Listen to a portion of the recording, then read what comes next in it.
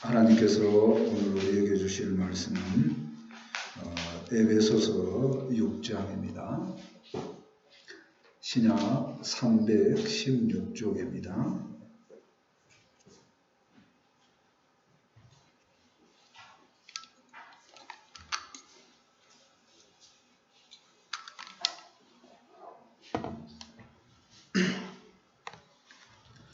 에베소서 6장 1절에서 4절까지입니다. 자, 짧으니까 에베소서 6장 1절에서 4절까지를 합독하시겠습니다. 시작. 자녀들아, 주 안에서 너희 부모에게 순종하라. 이것이 옳으니라. 내 아버지와 어머니를 공경하라. 이것은 약속이 있는 첫 계명이니 이로써 내가 잘되고 땅에서 장수하리라. 또 아비들아, 너희 자녀를 노엽게 하지 말고 오직 주의 교훈과 훈계로 양육하라. 아멘. 오늘은 어버이 주일입니다. 우리 성도들은, 우리 교회, 예전교회는 참 특수성이 있어서 거의 다 어버이죠.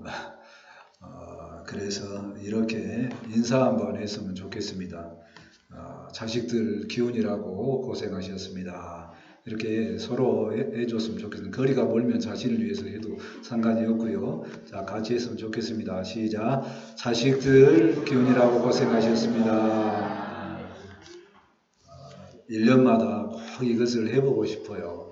왜냐하면 제가 이제 나이가 좀 돼서 자식도 있고 또 부모님도 있고 그다음에 중간 정도 이렇게 하다 보니까 자식으로 살았을 때의 고생보다 부모로 사는 삶에 더 고생스러운 것 같더라고요. 그래서 해년마다 한 번씩 위로를 받고 싶어서 이렇게 말씀을 드려봅니다. 이제 주일인데 그저께 굉장히 금요일 날이 굳은 날 나들이를 좀 한번 하자고 제가 결정한 사항에 대해서 말씀을 드리고 싶습니다.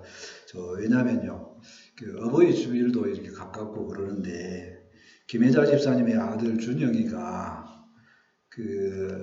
또 마을 나들이를 하는데, 교회 나들이를 하는데 휴가도 내면서 이제 기다린다고 하니까 제가 생각할 때 그 마음이 너무도 이뻐서 제가 그 마음에 매료돼서 제가 좀 판단이 어려서 이렇게 굳은 날 가자고 했던 것을 용서해 주시고, 또 어버이 주일과 또 맞이해서 또 부모의 마음, 또 자녀의 마음을 생각하는 그런 시간이 되었으면 좋겠습니다. 아멘. 첫 번째, 주 안에서 순종을 보고자 합니다.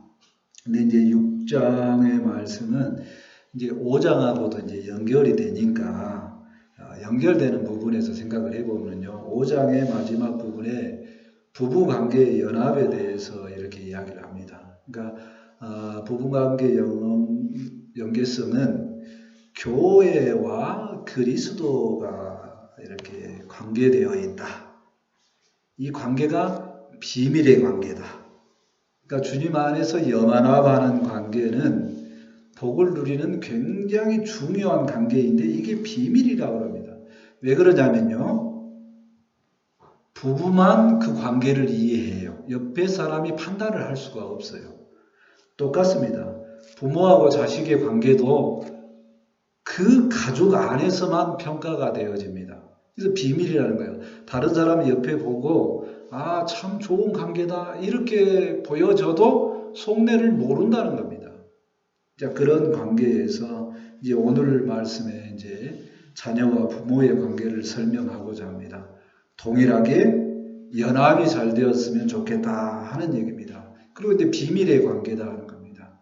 그 비밀의 관계가 우리 신앙생활과 어떤 관계가 있는 게 좀 더 살펴보기를 원합니다. 자, 1절 말씀 보실까요? 자녀들아, 주 안에서 너희 부모에게 순종하라. 이것이 옳으니라. 자, 한마디로 말하면 부모에게 순종하라 하는 얘기죠. 여기 사실 이제 부모님이 안 계신 분도 있는데 아직도 부모님이 계시다면 이제 순종하는 의미를 생각을 해보는 겁니다. 순종하는 사전적인 의미로는 순순히 따르라 하는 거죠. 부모가 뭔 말을 하면 그대로 따라가면 된다는 얘기입니다.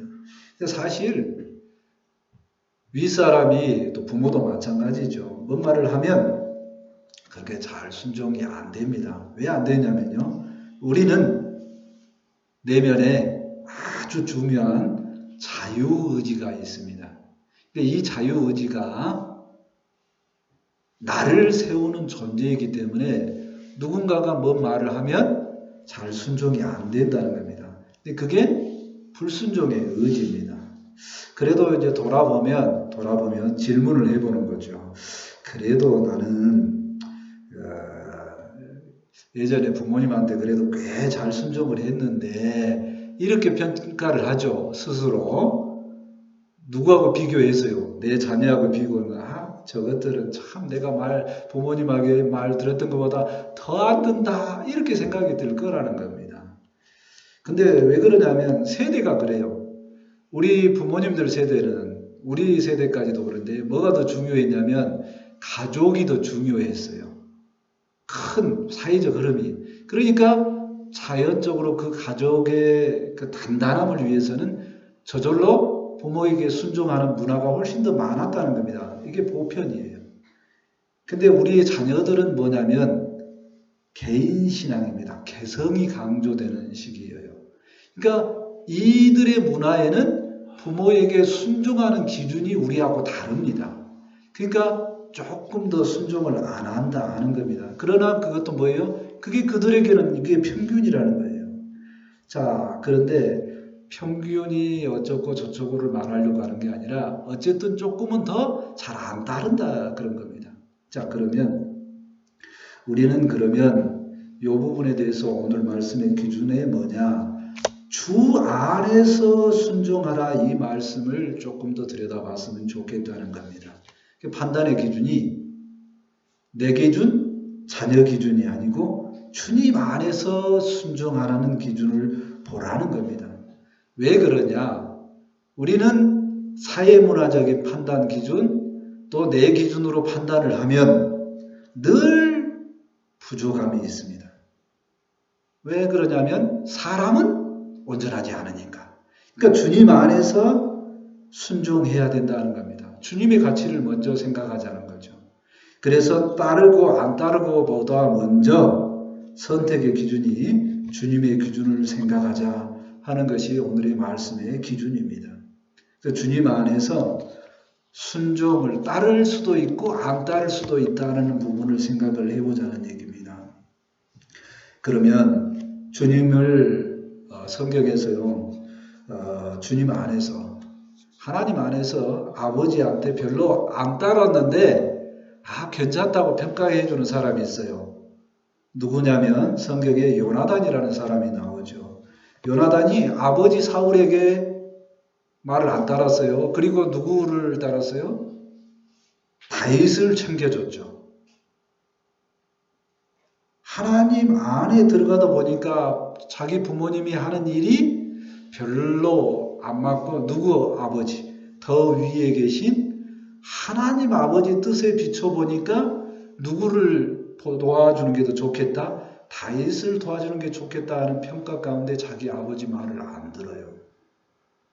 이 한 규절을 통해서 우리도 힘을 얻을 수는 있으나 완전한 자유함을 얻는 것은 아닙니다. 그래서 주 안에서 순종하라는 것이 부모에게 무조건 순종하라는 것, 부모가 옳든 틀리든 다 순종하라는 말씀의 기준이 아니고 주 안에서 순종하라는 겁니다. 근데 이 주 안에서 순종하라는 뜻이 무엇을 알려주냐면 가장 중요한 가치가 뭐냐면 질서를 배우라는 겁니다. 하나님 안에서 질서를 배우는 게 우리에게 유익이 있다는 겁니다. 그러면 하나님 안에서 질서를 배우면 무슨 유익이 있느냐? 첫 번째는 연합이죠. 부모도 믿고 자식도 믿으면 연합이 잘 될 가능성이 있습니다. 그러니까 그럴 때 부모에게 순종을 하게 되면 가정이 연합을 하고 화합이 되니까 좋습니다. 근데 이제 두 번째가 문제입니다. 부모가 안 믿으면 자녀는 그러면 어떻게 할 거냐는 겁니다. 그래도 성경은 뭐라고 하냐면 순종하라는 겁니다. 최대한 봉양하라는 거예요. 뭐 안에서요? 주님 안에서. 가만히 들여다보면 최고의 효도가 뭐냐면요. 부모가 믿게 할 때까지, 부모가 믿음을 가질 때까지 효도하는 게 가장 큰 봉양이고 효도입니다. 마지막 부모님께서 돌아가실 때 평안히 하나님을 소망하면서 천국을 소망하면서 평안히 눈 감는 것, 이게 가장 큰 효도가 아닌가를 생각을 해봅니다. 그래서 우리가 마음이 평안하려면요, 부모가 편안하게 눈 감으시는 것, 또 우리가 마음이 편안하려면 자녀하고도 잘 연합이 되는 것, 그렇다는 얘기입니다. 우리는 그걸 소망을 합니다. 그런데 그 소망이 우리 안에서 잘 안 이루어집니다. 그래서 주 안에서 그런 얘기입니다. 그래서 우리가 예수님을 바라봐야 됩니다. 히브리서 5장 8절하고 9절의 말씀은 그렇게 이야기를 합니다. 이제 주 안에서 순종하는 두 번째 의미거든요. 그가 예수님이죠. 아들이면서도 받으신 고난으로 순종함을 배워서 온전하게 되었은즉 자기에게 순종하는 모든 자에게 영원한 구원의 근원이 되시고. 아멘. 우리 주님께서 하나님 안에서 순종함으로 어디까지 가게 되냐면 구원에 이르게 되었다는 겁니다. 성도의 가장 중요한 가치가 구원에 있기 때문에 우리도 순종함으로, 부모에게 순종함으로 구원에 도달하는 원리까지 나가는 것이 가장 중요한 원리라는 겁니다. 그래서 주 안에서 순종함으로 온 가족이 구원에 이르는 그런 복을 누렸으면 좋겠습니다. 아멘. 두 번째, 부모 공경의 유익에 대해서 살펴보고자 합니다. 2절 말씀입니다.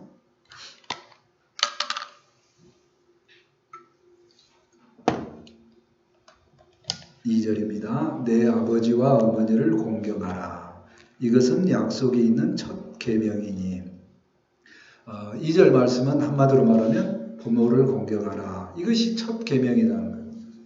출애굽기 20장 12절 말씀과 신명기 5장 16절 말씀, 자세히 말하면 10계명의 5계명 말씀을 그대로 가져온 거죠. 부모를 공경하라. 이 공경하라는 사전적인 의미로는 공손히 받들어 모시다, 그런 얘기죠.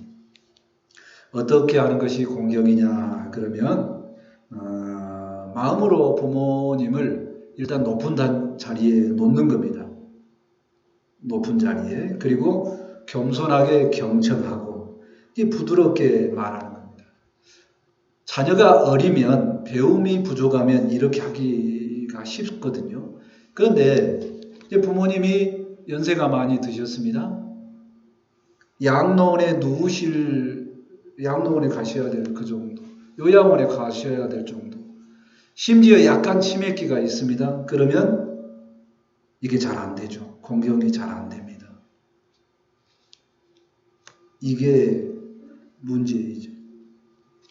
그래도 성경은 뭐라 그러냐면 계명이니까 지켜라, 이렇게 말하죠. 그게 얼마나 힘듭니까?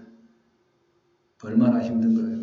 근데 그거를 질서 가운데 배우면 가능하다는 얘기입니다. 그 질서를 뭐라고 그러냐면 하나님 아버지를 경외하는 모습 속에서 부모님을 공경하라 하는 얘기입니다.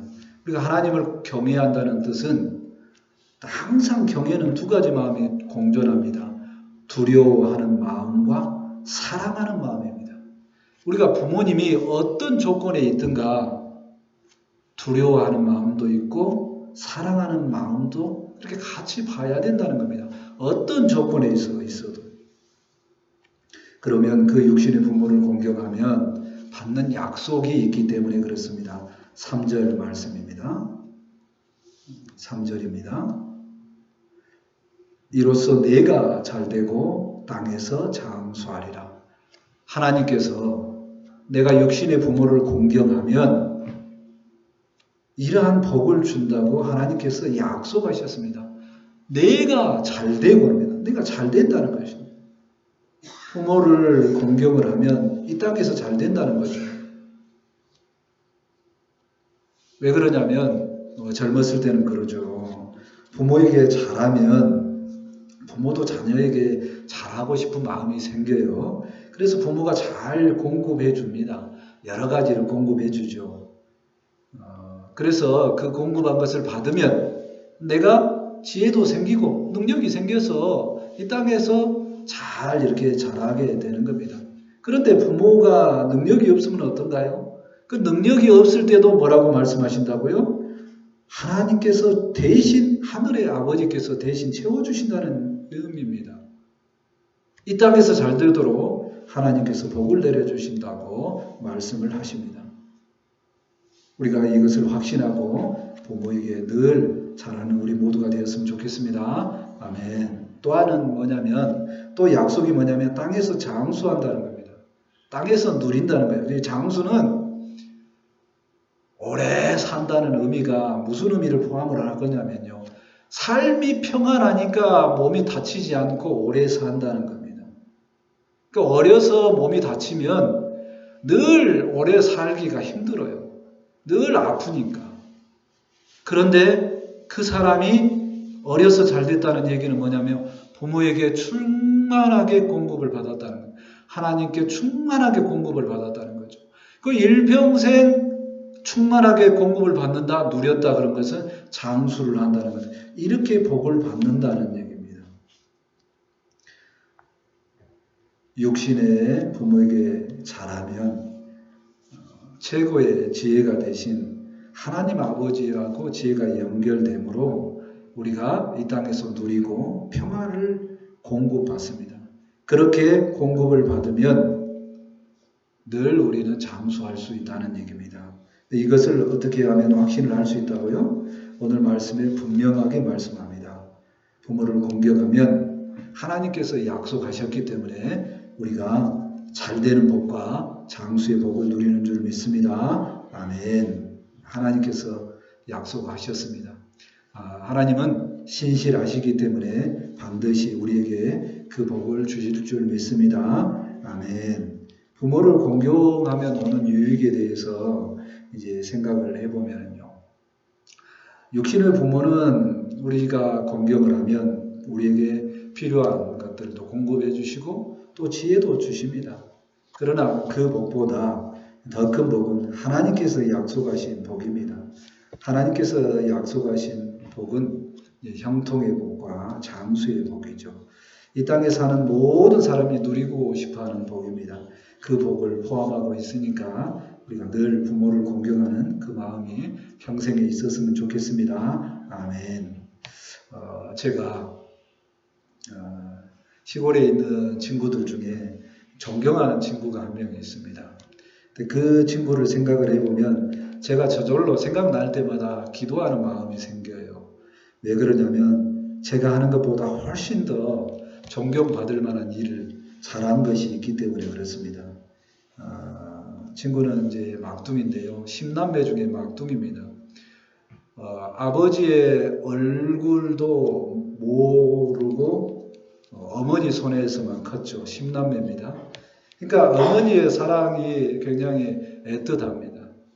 근데 어머니가 노년에 이제 뇌 부분이 문제가 있어서 요양원에 가야 될 정도의 형편에 놓이게 됩니다. 근데 이 친구가 얼마나 그 어머니를 끔찍이 아끼고 보양을 하는데 운전을 주로 직업을 하고 있거든요. 그 운전직을 할 때에 왜 하게 됐냐 그러니까 생활이 자유로우니까. 그러니까 부모가 잠잘 만한 시간 정도 되면 가서 이제 야간에 가서 운전을 하면서 일을 하는 거죠. 엄마가 깨어 있을 때는 본인이 보살핍니다. 근데 그게 또 한계가 있어요. 점점 나이는 먹어옵니다. 그러면서 이제 자기도 이제 결혼을 해야 될 나이고 너무나 한계가 오니까 결혼할 부인을 고르는데 모든 조건 성실함에 대해서 만족이 돼도 우리 어머니를 모셔야 된다는 이 말만 하면 다 멀어져 갑니다. 결혼을 못하고 굉장히 늦게 결혼을 하게 되는데 그 말을 해도 말이 통했는지 안 통했는지 모르지만 일단 오케이 한 것이 베트남 처녀입니다. 그래서 그렇게 결혼을 했다고 하더라고요. 잘 통하냐 그러면 잘 통하는 것보다 우리 엄마 봉양한다고 하니까 결혼한다라고 하더라고요. 저는 당연히 친구니까 물어봤죠. 왜 소통도 안 됐는데. 그 말까지 들으니까 와, 어떻게 부모를 공경하는데 저렇게 할 수 있을까 하는 생각이 들더라고요. 그러면서 제가 속으로 든 생각이 뭐냐면 종공을 넘어서 그렇게 엄마를 공양을 하다 보니까 물질적으로 풍요하지 않죠, 그 친구는. 그래서 속으로 마음으로라도 제가 해줄 수가 없으니까 기도를 하죠. 그 친구가 참 잘 됐으면 좋겠다.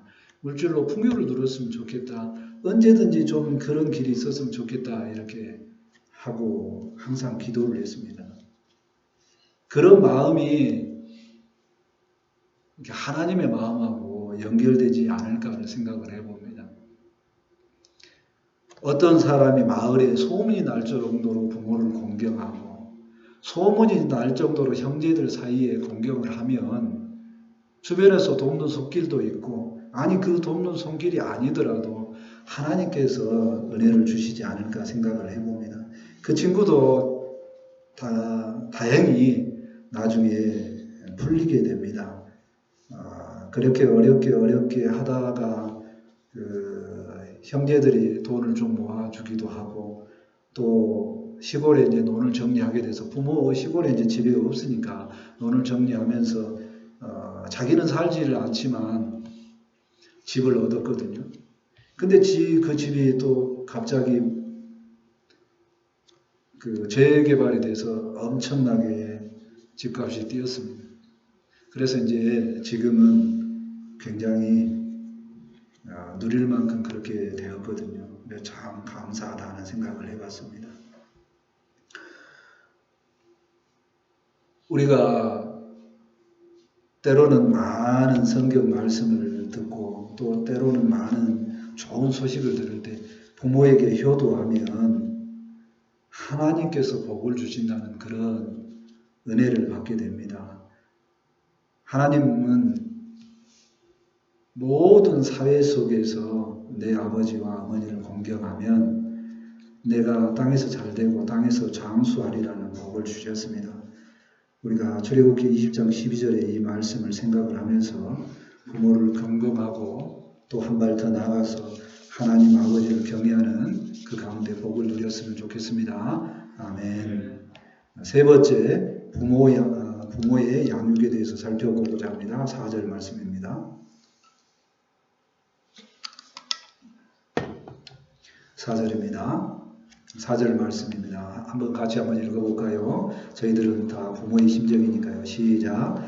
또 아비들아 너희 자녀를 노엽게 하지 말고 오직 주의 교훈과 훈계로 양육하라. 부모에게 하는 말이죠. 부모에게 자녀를 노엽게 하지 말고 주의 교훈과 훈계로 이제 양육을 잘하라는 겁니다. 근데 어렵습니다. 이것도 굉장히. 자녀를 노엽게 하지 말라고 합니다. 그러니까 내 기준이 아니고 내가 자녀에게 뭔가를 대하는데 자녀가 노엽지 않아야 돼요. 자녀가 화를 안 내야 돼요. 내가 뭐를 양육하든 어떤 방식이든지. 근데 가만히 보면은요. 뭔가 말이 오가면 늘 자녀가 화를 냅니다. 나보다 먼저 화를 내요. 그 화내고 있는 거 보면 내가 화가 더 나. 그러죠. 그런데 성경을 뭐라 하냐면 자녀를 노엽게 하지 말라고 합니다. 얼마나 힘드냐는 얘기. 뭐 어떻게 하면 자녀가 화가 안 나겠느냐 생각을 해보니까 조금 이제 제가 생각을 해봤습니다. 왜 부모가 저에게 하는 말이 화가 났던가를 생각을 해보니까 부모가 내 마음을 몰라주면 화가 나더라고요. 뭐냐면 그겁니다. 제가 가장 마음이 아플 때가 그거였죠. 사춘기 때 부모님은 나에게 최선을 다해서 고급스러운 옷을 사줍니다. 양동시장에서. 최선을 다해서 나를 사줘요. 그런데 나는 그 옷을 보면 노엽게 됩니다. 왜 노엽게 돼요? 내 친구들은 강주 친구들이니까 다 그때도 메이커를 입어요. 그러니까 그 옷을 입고 가면 화가 나요. 근데 그 말을 우리 부모들한테 하죠. 메이커 사달라고. 우리 어머니는 메이커라는 단어를 들어본 적도 없고 본 적도 없고 뭔 말인지 몰라. 그런데 부모님이 또 성기를 내죠. 야, 내가 얼마나 해가지고 사줬는데. 근데 나중에 가서 보니까 우리 부모님은 사줄 수 있는 형편이 안 됩니다. 근데 제가 그렇게 말하는 의도를 부모님이 모른다는 겁니다. 우리 애들, 친구들은 그렇게 해.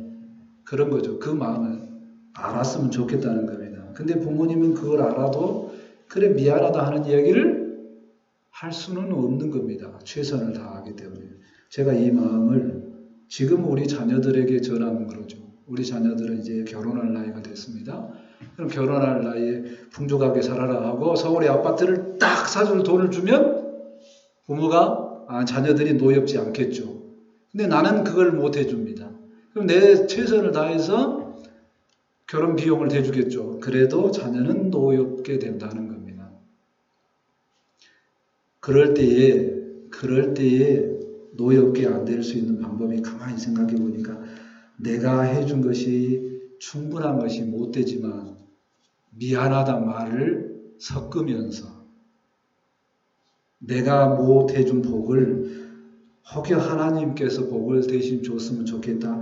이런 말을 하면 좀 덜 노엽지 않을까. 그런 말을 제가 생각을 해봅니다. 그 마음의 말이 주의 교훈과 주의 훈계로 양육하라. 그런 말씀과 연결이 되더라고요. 그러니까 주의 교훈은 어디하고 연결이 되냐면 의로 교육하라. 옳음으로 교육하라 하는 겁니다. 그러니까 자녀에게 다 공급하라는 뜻이 아니라 자녀가 바른 길로 가도록 잡아주라는 겁니다. 자녀가 아파트가 없어서 바른 길로 못 가는 게 아니라 의로움을 못 가서 의로운 길을 못 가서 노엽게 되지 않도록 교육하라는 겁니다. 자, 훈계로 교육하라는 것은 바르게 지도하기 위해서 아픈 말도 할 줄도 알아야 된다는 겁니다. 회초리로 들어라는 말과 똑같은데 너가 네 형편에 맞게끔 서울에 있는 아파트로 바로 사주면 좋겠지만 그게 안 된다고 해서 너가 화내는 건 옳지 않다.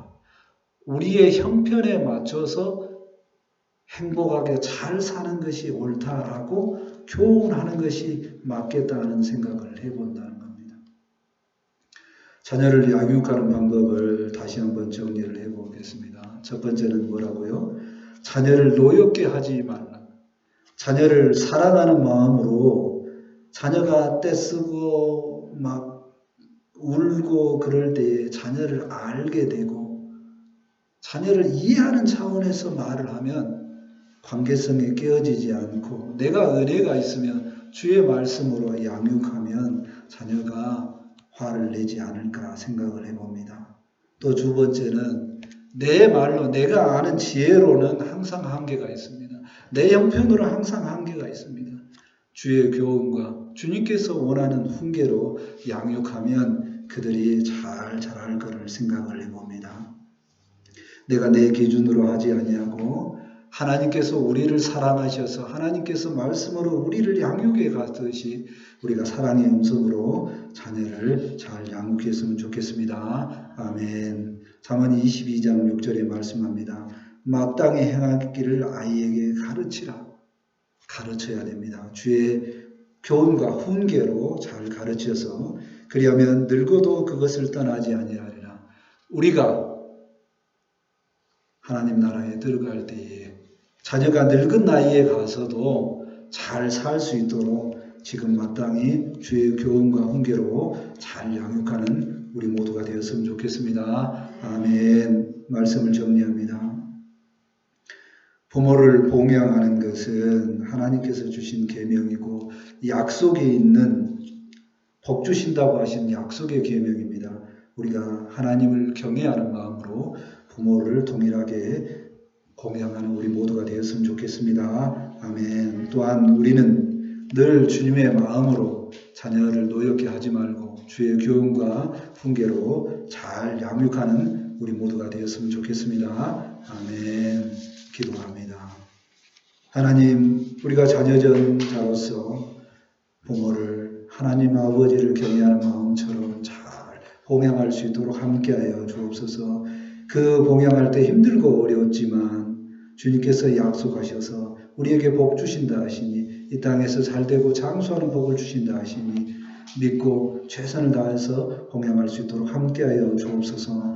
또한 자녀들을 키울 때 내 생각으로 하지 아니하고 자녀가 노엽지 않도록 주의 교훈과 훈계로 할 수 있도록 함께하여 주옵소서. 그래서 주님께서 원하시는 아름다운 교회의 모습, 아름다운 연합의 모습, 아름다운 가족의 모습이 다 될 수 있도록 아버지 함께하여 주옵소서. 이 말씀이 우리에게 힘이 되고 능력이 되기를 원합니다. 함께하여 주옵소서. 감사하며 예수님의 이름으로 기도합니다. 아멘. 찬송가 579장 하시고 준비하신 예물을 하나님께 드립니다.